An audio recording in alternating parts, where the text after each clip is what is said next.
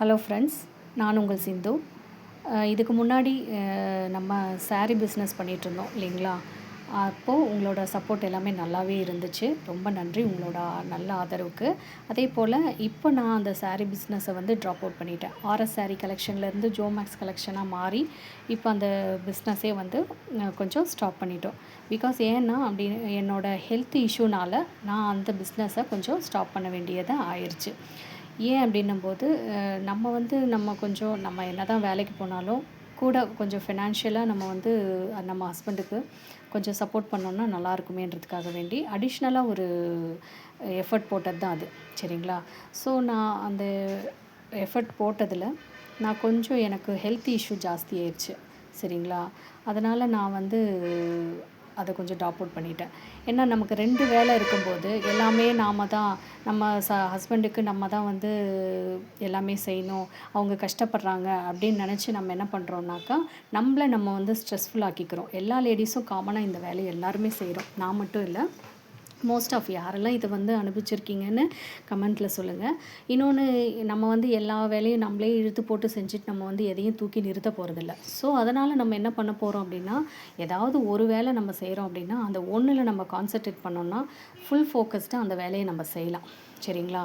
So அதனால் நான் என்ன பண்ணிட்டேன் அப்படின்னா, எப்போவுமே எனக்கு ஈவினிங்கில் தான் வந்து வீட்டில் வந்து சாரீ பிஸ்னஸ் அந்த பிஸ்னஸ்க்கான வேலையை வந்து நான் ஈவினிங்கில் 6 மணிக்கு மேலே தான் என்னோடய வேலையை நான் செய்வேன். காலையில் ஃபுல்லாக நான் 9 o'clock வேலைக்கு போயிட்டேன் அப்படின்னாக்கா 5 o'clock தான் எனக்கு வேலை முடியும். நான் வீட்டுக்கு வர்றதுக்கே ஒரு 5:30 6 o'clock ஆகிடும். ஸோ எனக்கு அந்த வேலையும் வந்து செஞ்சு இந்த வேலையும் செய்யணும் அப்படின்னா கூடவே நமக்கு வீட்டு வேலையும் இருக்கும்.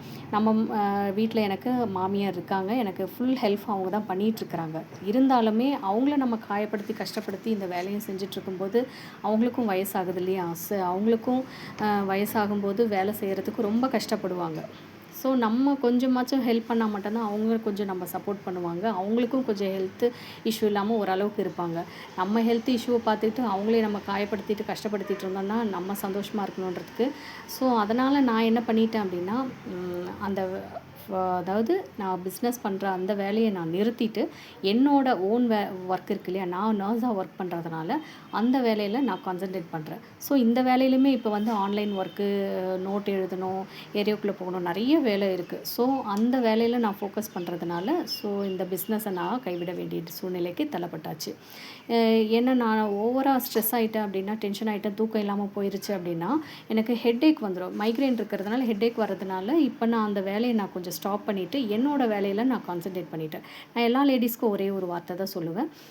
ஃபுல் நம்ம சந்தோஷமாக ஹாப்பியாக நிம்மதியாக இருக்கணும், நல்லா படுத்து தூங்கி எந்திரிக்கணும் அப்படின்னா நம்ம வந்து ஒரு வேலை செய்கிறோன்னா அந்த ஒரு வேலையில் மட்டும் கான்சன்ட்ரேட் பண்ணுங்கள். எல்லா வேலையும் இழுத்து போட்டு எல்லாமே நம்ம தான் சொல்லிவிட்டு நம்ம தலையில் தூக்கி போட்டுக்கக்கூடாது. ஸோ அப்படி இருக்கும்போது நம்ம கொஞ்சம் ஹாப்பியாகவும் சந்தோஷமாகவும் இருக்கலாம். இப்போ நான் அந்த வேலையை கொஞ்சம் டிஸ்கண்டினியூ பண்ணிவிட்டு என்னோடய வேலையில் ஃபுல் ஃபோக்கஸ்டாக இருக்கேன். நான் நல்லா இருக்கேன். தேங்க்ஸ் ஃபார் வாட்சிங்.